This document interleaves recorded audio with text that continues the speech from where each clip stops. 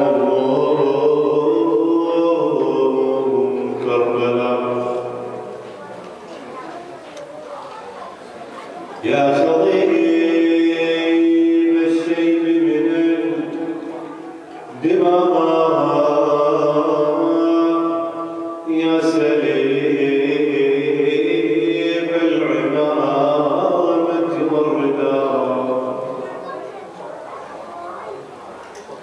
يا ليتنا كنا معكم سادتي فنفوز فوزا عظيما.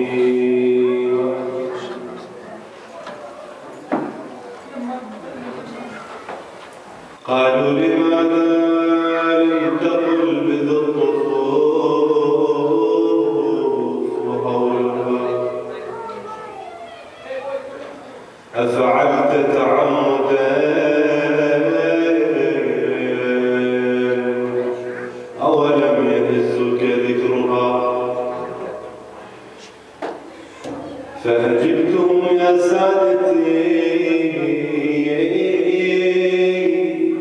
وسكوت إعظاما لها ماذا أقول عن نهضة عم البسيطة نورها أقول مثل القائلين عن الخيام ونارها أنف الرضيع وذبحه ينفي العيال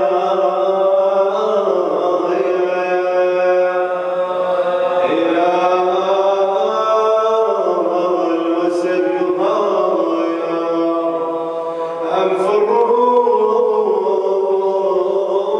وقد علت فوق الأسنة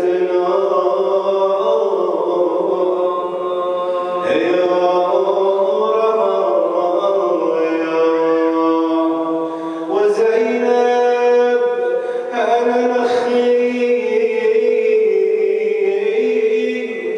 بالنواخر صوتي يسمعون ويرغبون يا ريت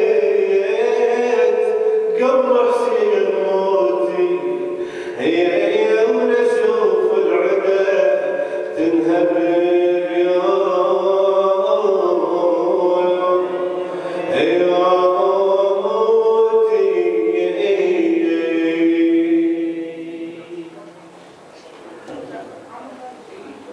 قال الله تعالى في محكم كتابه المجيد بسم الله الرحمن الرحيم وما أرسلناك إلا رحمة للعالمين.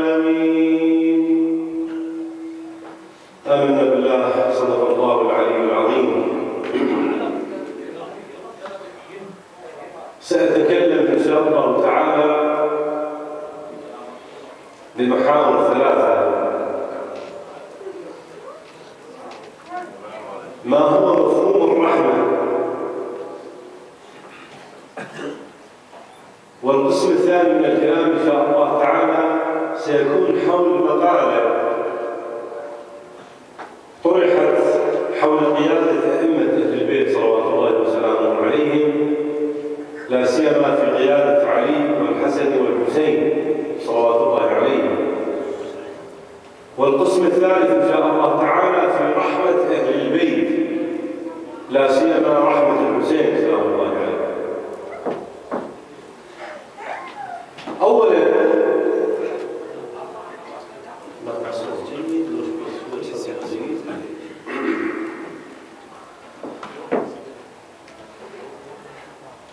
يتبادر إلى ذهن الإنسان لماذا افتتحت سور القرآن الكريم بصفة الرحمة ولم تفتتح بصفة أخرى من أسماء الله تعالى؟ ليش ما افتتحت سور القرآن الكريم بالخالق، باللطيف، بالخبير، أي اسم من أسماء الله تعالى؟ لماذا هذه الصفة؟ ما هو السر في هذه الصفات؟ علماء العرفان يقولون لصفة الرحمة خصوصية جعلتها أن تكون مفتاحا لسور القرآن الكريم. جملة من الخصوصيات، أهم هذه الخصوصيات الخصوصية الأولى أن تكون صفة الرحمة تعني إفاضة الوجود. الرحمة هي إفاضة الوجود، فكل صفة من صفات الله عز وجل فيها إفاضة وجود تندرج تحت عنوان الرحمة، تندرج تحت عنوان صفة الرحمة. مثل أكو صفات الله عز وجل كثيرة، مثلا الغفور، العفو، الرزاق، الكريم. تتباوع عن هذه الصفة، مثلا صفة الغفور، تشوف صفة الغفور فيها إفاضة للوجود لأنها رحمة، فكل صفة فيها إفاضة الوجود هي رحمة، هي صفة من صفات الرحمة. هذه الخصوصية الأولى. الخصوصية الثانية ما هي؟ علماء العرفان يقولون الخصوصية الثانية الرحمة هي وجه الله. شلون يعني هي وجه الله؟ لكل إنسان وجه يقابل به الآخرين. الله تعالى له صفة يقابل بها ويتعامل بها مع جميع مخلوقاته في هذا الكون، ألا وهي وجهه وهي الرحمة، صفة الرحمة. فسميت الرحمة بأنها وجه الله. فلذلك تشوف أنت لما يفسرون الآية المباركة بسم الله الرحمن الرحيم كل شيء هالك إلا وجهه، يقولون الرحمة المقصود بها الرحمة. كل من عليها فان ويبقى وجه ربك، الوجه هو الرحمة. إذن الصفة الثانية والخصوصية الثانية بأن صفة الرحمة هي وجه الله. اثنين. ثلاثة، الخصوصية الثالثة صفة الرحمة تسمى عند علماء العرفان بأنها الوجود الظلي. شنو معنى الوجود الظلي؟ علماء العرفان عندهم تساؤل. التساؤل هكذا: هل يمكن للإنسان أن يخرج من عالم المادة، من الإنسان المادي، وأن يتحول الإنسان إلى إنسان إلهي؟ هل يمكن للإنسان المادي أن يتقمص شخصية الخالق ويتحول إلى إنسان آخر، إنسان إلهي؟ هل يمكن للإنسان أن يكون مثالا لله؟ يقولون نعم يمكن، إلا من خلال صفة الرحمة. لما الإنسان يتحول إلى قطعة من الرحمة يكون إنسان مثالا للخالق، يتقمص شخصية الخالق. فلذلك تسمع أنت الحديث الوارد عن النبي صلى الله عليه وآله: تخلقوا بأخلاق الله. شنو أخلاق؟ تخلقوا بأخلاق الله. شنو أخلاق الله؟ أبرز صفة لأخلاق الله تعالى هي صفة الرحمة. شوف القرآن ايش قد دقيق. بسم الله الرحمن الرحيم: وعباد الرحمن الذين يمشون على الأرض هونا وإذا خاطبهم الجاهلون قالوا سلاما. عجيب، ليش قال عباد الرحمن؟ ليش ما قال عباد الله؟ يقول لا، اكو عصبة خاصة، اكو مجموعة خاصة، هؤلاء هذا اللقب خليق بهم، هذا اللقب جدير، هذه العصبة جديرة بهذا اللقب. ليش؟ لأنهم تقمصوا شخصية الرحمة، شخصية الخالق الرحمن الرحيم، وذابوا بها فأصبحوا ظلا لها. فلذلك سميت الرحمة بالظل أو الوجود الظلي كما يعرفه علماء العرفان. هذا القسم الأول من الكلام. القسم الثاني أسأل على انتقاله، لكنه أمر يطرح لا سيما ونحن على أبواب رعية الإمام الحسين سلام الله عليه، نحاول أنه نرد بعض الشبهات والتساؤلات اللي تطرح أمام مدرسة أهل البيت صلوات الله عليه. المقالة هكذا: أنه أئمة أهل البيت صلوات الله وسلامه عليهم أئمة وليس قادة، لأنه فرق بين الإمام والقائد. الإمام من كان عالما بأسرار الشريعة، من كان عالما بأسرار السماء، رجل متشرع روحاني مهمته هداية الناس. بسم الله الرحمن الرحيم: وجعلناهم أئمة يهدون بأمرنا. مهمة الإمام هداية الناس، إرشاد الناس، إيصالهم إلى المطلوب، إلى الحق، إلى السعادة، إلى الجنة. لكنه إمام أن يكون قائدا لا. أئمة أهل البيت ما كانوا قادة، كانوا أئمة وهذا دورهم.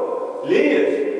لأنه القيادة والقائد من ضروريات القائد أن يخضع الظروف لا أن تخضعه الظروف. من سمات ومميزات القائد أنه يحقق الهدف ويحقق الطموحات، وهذا لم يحصل. لا حصل لعلي ولا حصل للحسن ولا حصل للحسين، إنما كان علي والحسن والحسين صلوات الله وسلامه عليه كانوا أئمة نعم، وإذا قادة ما كانوا قادة. ليش؟ لأنه الأهداف ما تحققت، لا أيام الإمام أمير المؤمنين ولا أيام الحسن ولا أيام الحسين سلام الله عليه. والمفروض أنه القائد ما يصل إلى مستوى العجز حتى يضطر ويخنع للظروف وتخضعه الظروف، يستسلم للظروف. لا، القائد من يصنع الظروف، القائد من يحقق الأهداف، القائد من يحقق الطموح، وهذا ما حصل لعلي ولا حصل للحسن ولا حصل للحسين. شوف رسول الله صلى الله عليه وآله كان إماما وكان قائدا. فجأة رسول الله بنى الدولة الإسلامية وعاش القيادة وعاش الإمامة، ارتكز على عوامل، أهم هذه العوامل أولا رسول الله صلى الله عليه وآله عمل بمبدأ اقتصادي، جاب سهم من أموال الزكاة وأعطاها علما للمؤلف قلوبهم. تمام؟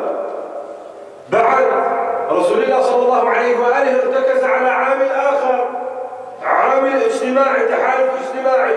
اجى تزوج من أم حبيبة بنت أبي سفيان، تزوج من جريرة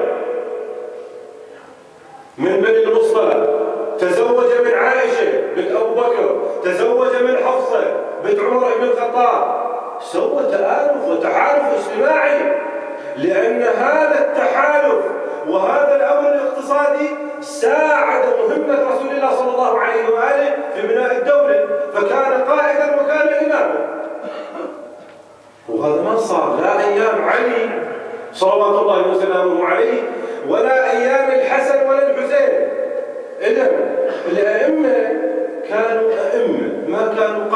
كما كان رسول الله صلى الله عليه وآله. طبعا لكم ملاحظات على هذه المقالة، مقالة جيدة براقة، ملاحظات كثيرة أجابوا علماء الإمامية. هسه قبل الإجابة الإمامية تسلم بهذه القاعدة. نعم، الإمام والقائد من يحقق الأهداف، من يصل إلى الطموحات. نعم، هذا القائد. وإلا القائد اللي يستسلم للظروف ولا يحقق الأهداف هذا ليس بقائد. سلمت الإمامية بهذه القاعدة، قاعدة جيدة حقيقية. نحن نعمل بهذه القاعدة، نحن ندين كثير من الناس بهذه القاعدة. إذن الإمامية مسلمة بهذه القاعدة، لكنه الإنسان الباحث المنصف المطلع المثقف كون يتحقق من الموضوع ويتحقق من شخصية، يتحقق بعمق وإنصاف. يعني كون من يباوع على وجه العملة ما ينظر إلى وجه العملة من طرف واحد، يجب أن ينظر إلى الطرف الثاني، إلى الوجه الثاني من العملة. وإلا أنا إذا أنظر إلى طرف واحد وأترك الطرف الثاني هذا مو إنصاف ولا تحقيق في الشخصية، لا سيما في شخصية أمير المؤمنين سلام الله عليه، لا سيما في شخصية أهل البيت صلوات الله عليه. علي عليه السلام هل حقق الأهداف؟ الحسن الحسين باب الأئمة هل حققوا الأهداف؟ هل وصلوا إلى الطموحات أم لا؟ هكذا يجب دراسة، ودراسة تكون دراسة عميقة، دراسة بعمق ما أراده علي عليه السلام. نحلل شخصية الإمام أمير المؤمنين عليه السلام لا سيما في فترة خلافة الإمام. ما نريد من يوم اللي قال لرسول الله صلى الله عليه وآله من يؤازرني على هذا الأمر حتى يكون أخي ووصي وخليفتي من بعد. لا، لما استلم الإمام استلم الخلافة اللي جديد 5 سنوات أو أقل من 5 سنوات 4 سنوات وشهور، هي كانت خلافة الإمام عليه السلام. بهاي الفترة ماذا حقق علي عليه السلام؟ سؤال لعلي عليه السلام، هل أراد الإمام أمير المؤمنين أن يصل إلى رأس السلطة؟ إذا كان المراد أو إذا كان الإمام أمير المؤمنين، هكذا السؤال يطرح، إذا كان الإمام أمير المؤمنين عليه السلام مراد أن يصل إلى السلطة وإلى رأس السلطة، نعم الإمام ما حقق الأهداف، ما حقق الأهداف، إذن هو ليس بقائد. لكن الإمام عليه السلام السلطة هي التي جاءت إلى الإمام، مو الإمام جاء إلى السلطة وهو القائل إني لكم وزير خير مني لكم أمير. أنا أريد وزارة، ما أريد أمارة، ما أريد أمرة. يطب عليه ابن عباس ويشوفه يخصف بنعله، يرقع بالعالم ويقول له يا ابن عباس ما قيمة هذا؟ قال له لا قيمة هذا. قال إن خلافتكم عندي لا تساوي هذا إلا أن أقيم حقا أو أدفع عقلا. أنا ما أريد خلافة. علي بن أبي طالب عليه السلام ما أراد الوصول إلى السلطة، بل أراد الوصول إلى عنوان اللي تحقق إلى هذا اليوم لأمير المؤمنين سلام الله عليه، وصار علي الرجل الأوحد. علي رمز العدالة الإنسانية. تحقق لعلي وما تحقق. هذا كان هدف علي عليه السلام، وكان هدف الحسن عليه السلام أيضا هدف مشابه، وراح نجي إلى هدف الحسين عليه السلام. الإمام أمير المؤمنين صار رمز العدالة الإنسانية تنظيرا وعملا. ممكن راح أصير شوي جريء، ممكن أتجرب. كلمة لعلي عليه السلام، عهد من علي لمالك الأشتر. ما تشوف هاي الكلمات حتى في تراث النبي صلى الله عليه وآله. هذا مو غلو، خصوصية لعلي صلوات الله وسلامه عليه. حتى في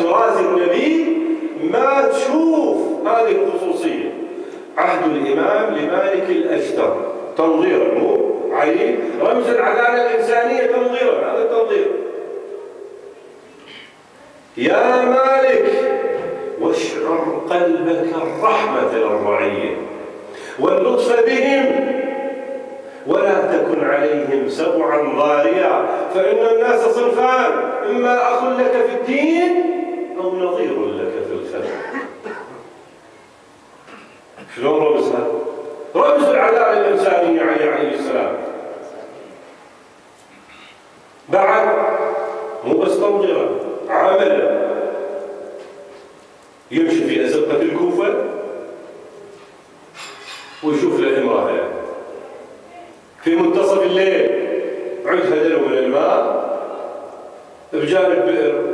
أمة الله ما الذي أخرجك إلينا؟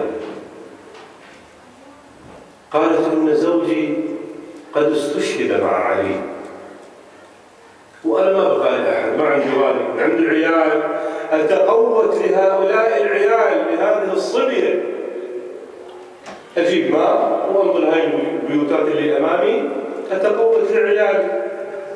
قام مروي الإمام أمير المؤمنين، طبعا تسمع الرواية في طرق أخرى.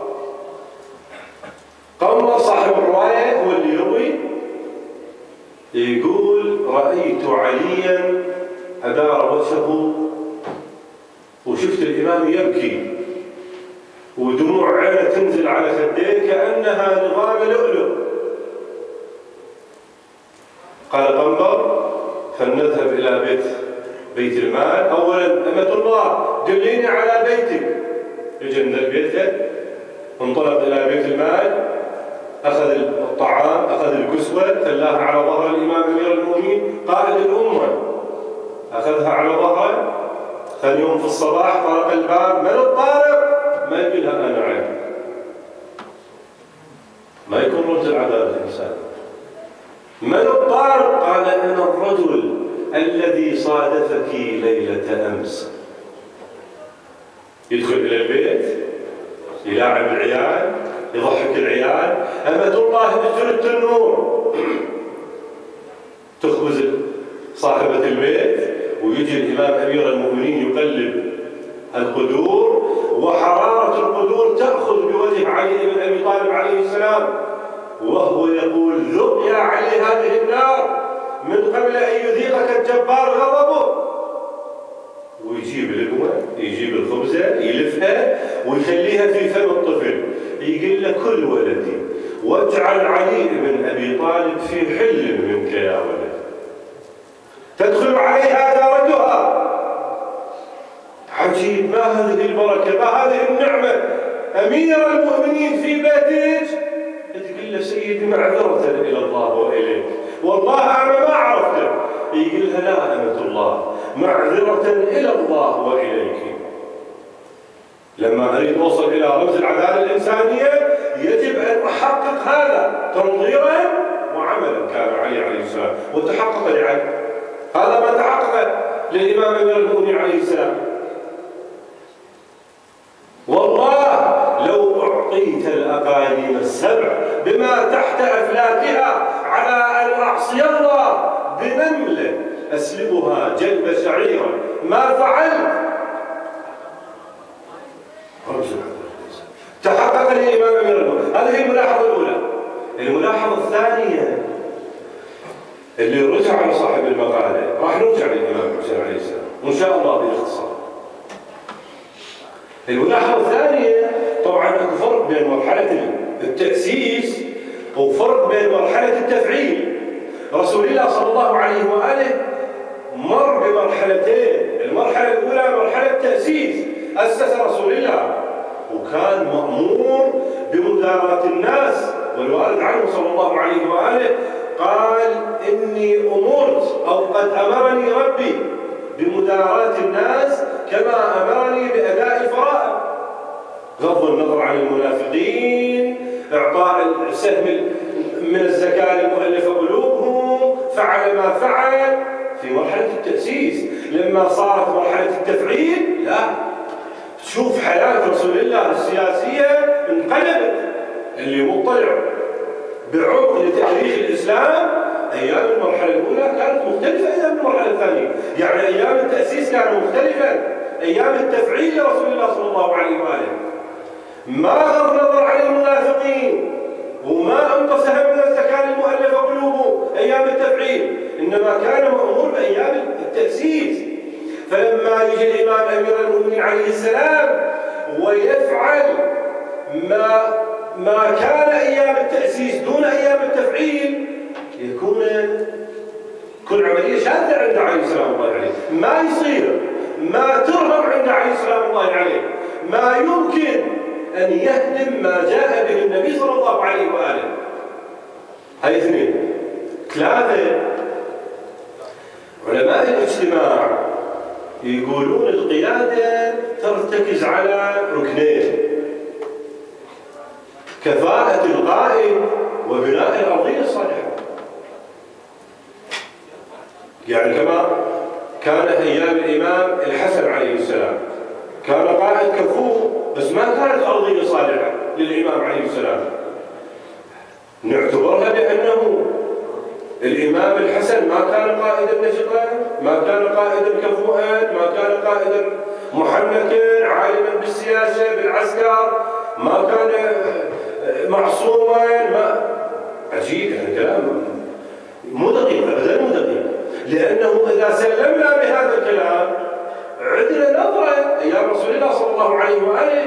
رسول الله 13 سنة أيام مكة ما قدر يسوي شيء أبدا. 13 سنة في مرحلة سرية ومرحلة تأسيس ما سوى شيء رسول الله صلى الله عليه وآله. هل نقول إنه رسول الله كان مو قائد كفو؟ رسول الله أيام معركة أحد خسر المعركة. هل نقول إنه رسول الله كان مو قائد كفو؟ لا، القيادة كما يعبر عنها علماء الاجتماع تعتمد على ركنين: الركن الأول كفاءة القائد، والركن الثاني الأرضية الصالحة، النخبة الصالحة، العصبة الصالحة. هذا اللي تحقق عند الحسين سلام الله عليه. رحمة الحسين عليه السلام بعد ما عنده حتى أطيب. رحمة الحسين للحسين رحمة اقتصادية، للحسين رحمة اجتماعية اللي البارحة ذكرناها: صفاء قلب وصدق سريرة وإخلاص مطلق وتسليم لله تعالى. تيجي وحدة من جواري بيتها إناء تصب على يدي الإمام سلام الله عليه ويفلت من يديها هذا الإناء ويضرب رأس الإمام الحسين عليه السلام. يلتفت إلى أبو عبد الله تقول له: سيدي والكاظمين الغيظ. قال: كظمت غيظ. عفوا والعافين عن الناس. قال: عفوت عنك. قالت: والله يحب المحسنين. قال: اذهبي أنت حرة لوجه الله. رحمة الحسين سلام الله عليه. رحمة الحسين مع أصحابه. شلون رحمة؟ كم مرة الإمام الحسين، كم موقف للإمام الحسين يقول للأصحابه: ترى أنتم في حلم مني، لأنه القوم إنما يطلبونني أنا، وإذا ظفروا بي ذهلوا عن طلب غيري. ترى الناس يريدونني أنا، وأنا أعلنت شهادتي وأنتم عالمين بذلك، أنتم تعلمون، أنا أعطيتكم أخبار، وهذا الليل قد غشيكم فاتخذوه جبلا. أنتم في حلم البيعة. أكثر من موقف للإمام الحسين مع أصحابه، كل أصحاب الحسين مع العلم. تشوف أصحاب الحسين منهم من كان مسيحي، وهب بن حبان رجل كان نصراني حديث عهد بالإسلام، رجل مقاتل ما يعرف الحرب، لكنه لما إجا الحسين سلام الله عليه جذبته شخصية الحسين عليه السلام. زهير بن القيم كان عثماني الهوى، ما كان يميل إلى علي بن أبي طالب سلام الله عليه. يعني بالمصطلح اليوم مو شيعي 12 إمامي، كان عثماني الهوى. ودز عليه الإمام الحسين رسول وعنده امرأة، واقعا ما أدري يعني يحتاج أنه مثل النساء أيضا، عنده امرأة جدا صالحة، لأنه زهير بن القين طالما كان يأمر باللقاء الحسين عليه السلام، لما جاء رسول الحسين جاوبته مرة، سألته، دفعته، تقول له اذهب إلى الحسين، هذا ابن رسول الله، أنت ما تخسر شيء، روح للحسين وانظر ماذا يريد الحسين وما راح تخسر شيء. وفعلا لما اجى الامام الحسين عليه السلام جذبته شخصيه الامام ورجع الى خيمته، قال انت طلقه، مع العلم هي التي دفعت.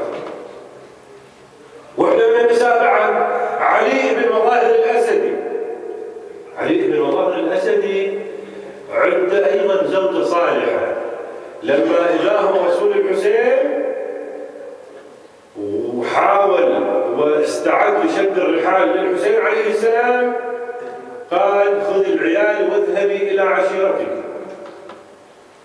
تقول الرواية فلطخت رأسها بعمود الخباء، بعمود الخيمة، قالت يا ابن مظاهر والله ما أنصفتني. قال ولم؟ قالت تروح أنت تقتل مع الحسين وأنا لا أسمى مع أخوات الحسين، مع زينب وأخوات زينب، والله ما أنصفتني يا ابن مظاهر. وفعلا جاءوا له. بعد من الشخصيات اللي تكرمت بالحسين عليه السلام مولى كان لحبيب بن مظاهر الأسدي، لما أجى كتاب الحسين لحبيب بن مظاهر الأسدي خشي من أعين السلطة، يقولون قال الغلام إليه، قال له اخذ الفرس وانطلق بعيدا انتظرني، يعني حائط، طبعا بروايات الحائط يعني النخلة، انتظرني يعني حائط وسأوافيك. حبيب بن مظاهر الأسدي يقول أنا لما وصلت سمعت الغلام يقول يتكلم مع الجواد، والله يا جواد لئن لم يأتي إليك سيدي لأمتطين ظهرك وأذهب وأقاتل بين يدي مولاي الحسين عليه السلام. تكهربوا بالحسين عليه السلام. شلون نخبر؟ قوم إذا نودوا لدفع ملمة والقوم بين مكردس ومدعس لبسوا القلوب على الدروع وأخذوا يتهافتون على ذهاب الأنفس. يقول زهير بن القين أنا شفت الحسين عليه السلام طلع بالليل فخفت على الحسين، خشيت أن يغتاله أحد من الأعداء. يقول اتبعت الحسين عليه السلام، لما وصلت يم الإمام أحس بحركتي، قال من هذا؟ قلت أنا سيدي فداك. قال الحسين عليه السلام أنا طلعت أتطلع للميدان وأكتشف الميدان. يقول ثم أخذ بيدي ورجعنا، قال لي زهير أنت في حلم من بيعتي، أنت صاحب عيال وعندك عائلة ورجل معروف وعندك صاحب تجارة، فأنت في حلم من بيعتي، ارجع. يقول زهير التفت إليه قال سيدي إن سيفي ب1000 وفرسي ب1000، والله لن أتركك حتى يكل من جري وفري. يقول أخذني وطب إلى الخيمة، لكنه أنا بعدني أنظر، انتظرت وإذا بالعقيلة زينب عليه السلام. لما دخلت زينب أسمع كلام من زينب للحسين تقول له أخي أبا عبد الله هل استعلمت من أصحابك نياتهم؟ قال بلى أخي إني بلوتهم فما وجدت فيهم إلا الأقعس يستأنسون بالمنية دوني، الأقعس والأشوس يستأنسون بالمنية دوني استئناس الطفل بمثالب أمه. يقول أنا رحت إلى حبيب بن مظاهر الأسد. هسه عندنا رواية تقول لا، زينب هي التي جاءت. وين؟ أول مرة جاءت إلى خيمة أبو الفضل العباس عليه السلام، من بعد ما أجاهم زهير وقال لهم أنا ترى سمعت كلام وزينب خايفة وتستعلم الحسين من موقفنا مع الحسين عليه السلام. تقول زينب اجت إلى خيمة أبو الفضل العباس عليه السلام، فسمعت العباس وهو يقول يا أهل بيت رسول الله ما بيننا وبين هؤلاء القوم إلا سواد هذه الليلة، فإذا أصبح الصباح هل أنتم تتقدمون أم تدعون أنصاركم يتقدمون؟ تقول جردوا سيوفهم، رموا بعمائمهم، قالوا أبا الفضل إنك تعلم إننا نحن أصحاب هذا العلم، لا والله نحن أول من يتقدم. تقول فطابت نفسي بذلك، ثم ذهبت إلى خيمة الأنصار فسمعت حبيب بين قومه وهو يقول يا أنصار أهل بيت رسول الله ما بيننا وبين ملاقاة هؤلاء القوم إلا سواد هذه الليلة، فإذا أصبح الصباح هل أنتم تتقدمون أم تدعون أسيادكم يتقدمون؟ قالوا حبيب إنك تعلم إننا قد طلقنا دنيانا وأعرضنا عن زهرة دنيانا وطلقنا حرائرنا، لا والله لا نرى هاشميا يتخضب بدمه أمامنا، نحن أول من يتقدم. تقول زينب فطابت نفسي بذلك، لكن ما طابت قلوب الأنصار بذلك. انطوا خبر إلى أبو الفضل العباس عن طريق حبيب بن مظاهر الأسدي وإجوا إلى خيمة زينب عليه السلام. شوف الموقف،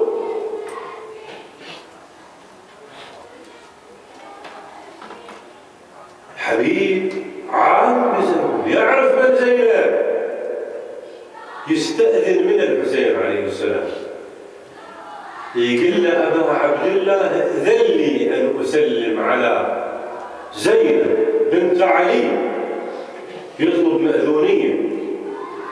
حبيب عالم فقيه كبير ورع، الحالة اللي طلعت بيها زينب شلون يا حالة؟ يقولون زينب صورت لهم موقف ما طلعت هكذا، التحفت بملحف أمها الزهراء عليه السلام وطلعت لهم بهذه الصورة حتى يتذكرونها، اللي عاشوا أيام الزهراء واللي عاشوا أيام علي واللي عاشوا أيام الحسن. التحفت بملحف أمها الزهراء قالت حبيب انسبوني من أنا، حبيب أنا بنت علي، حبيب أنا بنت الزهراء. قال نعم زينب، السلام عليك يا زينب. قالت وعليك السلام حبيب، أوصيك بهذا الغريب، أنا منين وتسلم علي ويا شو يساعدني، أنا منين وتسلم علي بنتي المرتضى حامي الحبيب وأمها فاطمة الزهراء الزكية هي مخدرة عباس هي. نعم قاتلوا قتال الأبطال، لكنه اكو موقف هواي ألم زينب، لأنه عندنا رواية تقول بعض أصحاب الحسين عشائرهم جاءت إليه نقلوهم الحور والرياحي مثنى الصيداوي غيرهم آخرون، وهذا المنظر أمام زينب عليه السلام، تشوف عشيرة الحر تنقل الحر وتشوف عشيرة الصيداوي تنقل الصيداوي، وابن بنت رسول الله على رمضاء كربلاء يا بالليل أكبر رمس الغروب وما أدري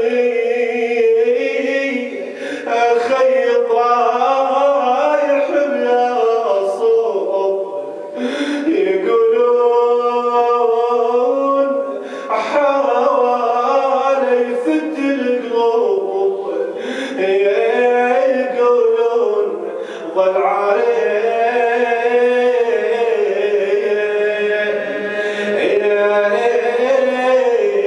بلا الثور.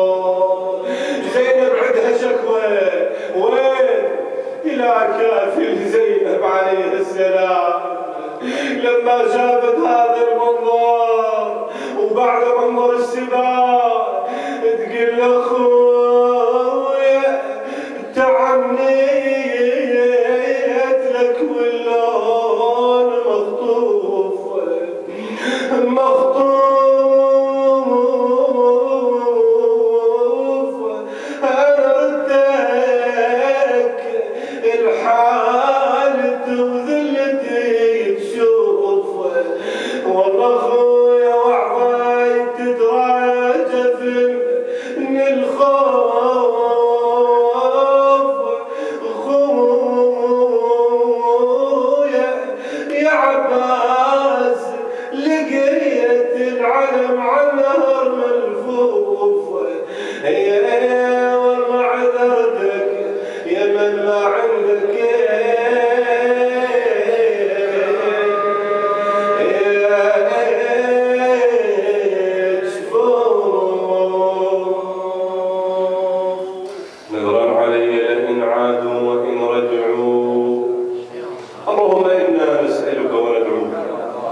بأحب الخلق إلينا محمد وآل محمد. فرج عنا يا الله فرجا عاجلا قريبا كلمح البصر أو هو أقرب من ذلك يا الله. اللهم اقضي حوائجنا شافي مرضانا لا سيما المنظورين منهم يا رب العالمين. بسم الله الرحمن الرحيم. أمن يجيب المضطر إذا دعاه ويكشف السوء أمن يجيب المضطر إذا دعاه ويكشف السوء أمن يجيب المضطر إذا دعاه ويكشف السوء أمن يجيب المضطر إذا دعاه ويكشف السوء أمن يجيب المضطر إذا دعاه ويكشف السوء. اللهم اكشف عنا السوء والبلاء يا الله. إخواني الجالسين اللهم احفظهم فردا اقضي حوائجهم شافي مرضاهم ارحم موتاهم لا سيما الفقيد الراحل. اللهم ارحمه برحمتك الواسعة. خدام الحسين مؤسسي هذا المجلس تقبل اللهم عملهم ولأمواتهم مع أموات السامعين والمسلمين العلماء الشهداء خدمة الحسين في كل زمان ومكان. بلغ اللهم الجميع شرعا. الفاتحة مع الصلاة.